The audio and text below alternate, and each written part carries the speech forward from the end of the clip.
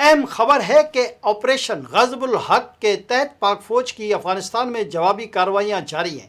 12 اور 13 مارچ کی شب قندھار ایئر فیلڈ کی آئل ڈمپ سائٹس پر پاک فوج کے حملوں کی ویڈیو جاری کر دی گئی، جس میں حملوں سے پہلے اور بعد کے مناظر واضح طور پر دیکھے جا سکتے ہیں۔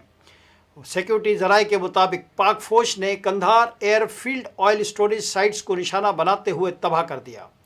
یہ oil storage site Afghan Taliban اور دہشت گرد تنظیمیں اپنی کارروائیوں کے لیے استعمال کر رہی تھیں۔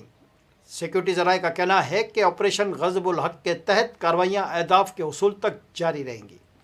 یاد رہے کہ گزشتہ روز وفاقی وزیر اطلاعات عطا اللہ تارڑ نے آپریشن غضب الحق پر اپ ڈیٹ دیتے ہوئے فتنہ الخوارج اور افغان طالبان کے نقصانات کی تفصیلات جاری کی تھیں۔ اس حوالے سے بیان میں انہوں نے کہا تھا کہ آپریشن غضب الحق میں اب تک 663 فتنہ الخوارج و افغان طالبان کو ہلاک کیا جا چکا ہے۔